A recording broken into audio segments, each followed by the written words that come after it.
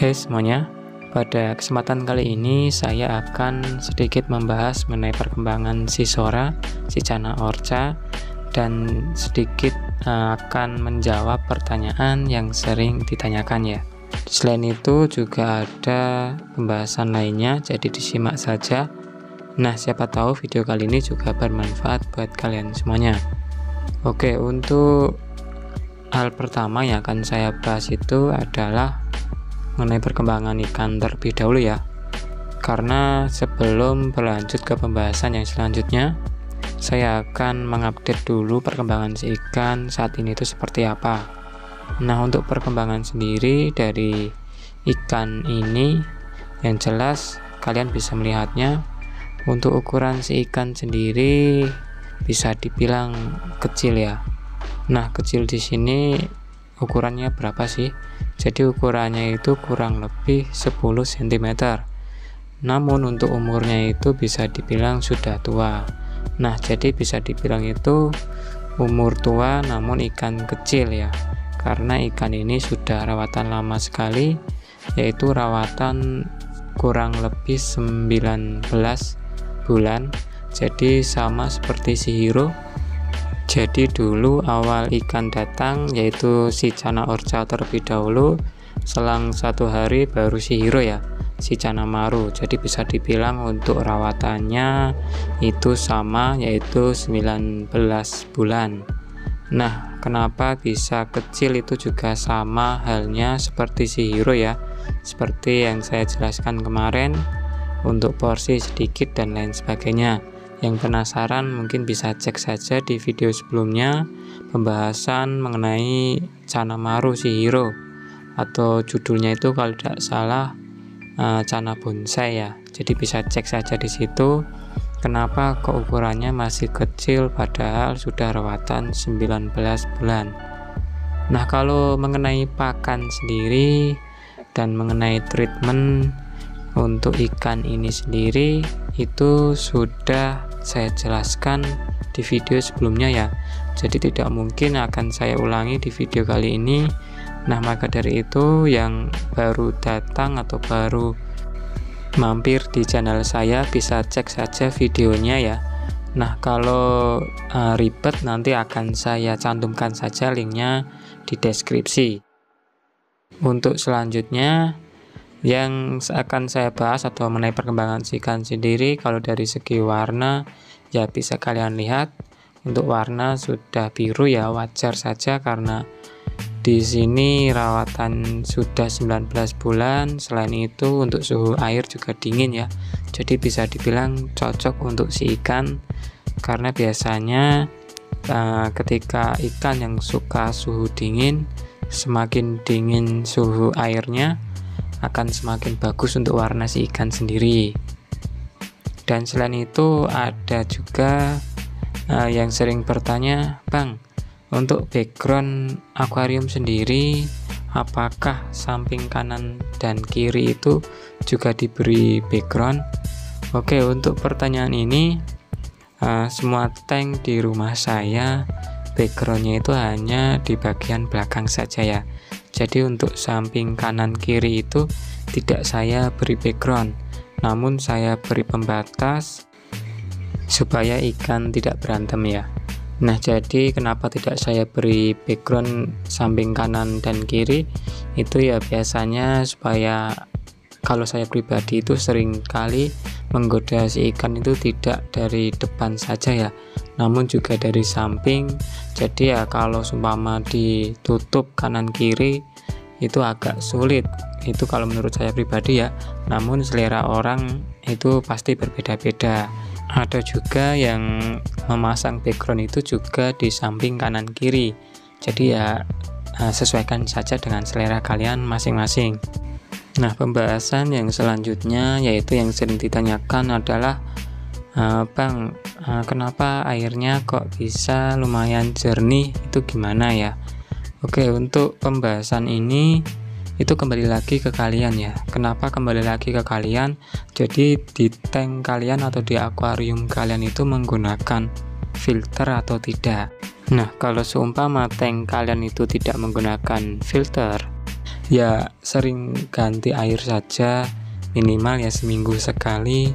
Jadi ya kalian bersihkan. Selain itu dasaran atau pasir itu juga dibersihkan ya, karena biasanya banyak kotoran ikan atau sisa makanan yang mengendap di pasir. Itu poin penting biasanya kalau seumpama kalian itu sedang membersihkan tank atau mengganti air, itu jangan lupa untuk membersihkan dasarannya ya. Nah, bagaimana cara membersihkan dasaran? Itu aslinya simple, bisa kalian sifon menggunakan selang ya, atau sedot menggunakan selang.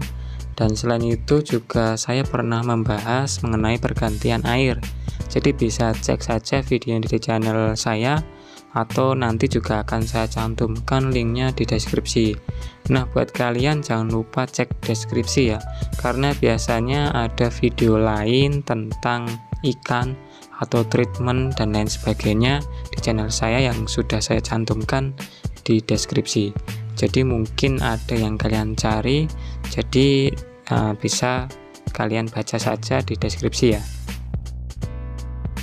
Selain itu, jika kalian ingin menggunakan filter yang paling simple atau yang paling mudah lah, itu bisa kalian menggunakan biofoam ya. Seperti yang saya tampilkan ini, saya menggunakan biofoam itu dari atau mereknya Amara AA933 ya. Nah, ini hanya contoh saja untuk mereknya.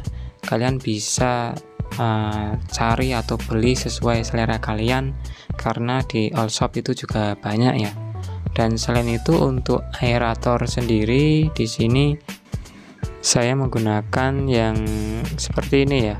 Jadi ini ada 2 lubang aeratornya, dan untuk wattnya sendiri ini sangat kecil, karena untuk watt aerator ini sendiri itu sebesar 5 watt, jadi bisa dibilang tidak terlalu besar ya, dan sangat simple. Dan untuk aerator ini saya gunakan untuk 4 akuarium ya, jadi tidak cuma akuarium milik Sora saja, namun juga akuarium lainnya. Jadi ini hanya contoh saja, kalian bisa menirunya kalau seumpama kalian kepingin menggunakan filter yang paling simple. Ya seperti ini contohnya. Untuk merek itu sesuaikan dengan selera kalian dan kebutuhan kalian masing-masing. Nah, pembahasan yang selanjutnya itu saya akan membahas mengenai tutup akuarium ya. Jadi tutup akuarium yang aman itu apa sih? Itu aslinya kalau menurut saya sendiri ada 2 pilihan ya.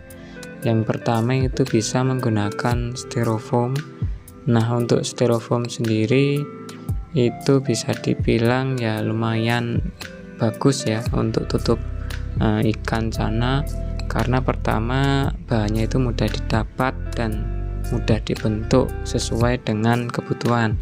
Dan selain itu juga aman ketika ikan itu loncat ya. Jadi ketika ikan loncat dan nabrak tutup, itu biasanya ikan tidak luka, karena styrofoam itu sendiri kan bisa dibilang tidak begitu keras. Dan biasanya kalau saya menggunakan tutup itu menggunakan styrofoam, itu bagian bawah itu saya lapisi dengan lakban ya. Tujuannya apa? Yaitu tujuannya supaya styrofoam itu tidak mudah patah ketika diberi beban di atasnya, karena untuk tutup styrofoam ini kan bisa dibilang ringan, jadi alangkah baiknya di atasnya itu diberi beban supaya tidak keangkat ya ketika ikan nabrak tutup. Dan selain styrofoam bisa juga menggunakan kaca ya, karena kaca sendiri itu bisa dibilang lumayan berat, jadi ketika ikan loncat itu tidak mudah keangkat ya. Dan selain itu ya bisa dibilang itu lebih enak dipandang ketimbang menggunakan styrofoam. Namun ini juga kembali lagi ke selera. Namun kekurangannya di sini ketika menggunakan tutup kaca, biasanya ketika ikan loncat dan nabrak, itu lama-kelamaan bibir si ikan akan luka ya. Jadi itu dia kekurangannya. Dan ketika menggunakan styrofoam juga kalian harus menggunakan beban di atasnya atau diberi beban supaya tidak mudah terangkat. Oke, mungkin itu saja untuk video kali ini, video tentang pembahasan tentang update Sisora dan sedikit pembahasan tentang lainnya ya. Dan semoga video kali ini itu bermanfaat juga buat kalian semuanya. Oke, terima kasih buat kalian yang sudah menyempatkan waktu untuk menonton video di channel saya. Sampai di sini dulu dan sampai jumpa di video saya selanjutnya.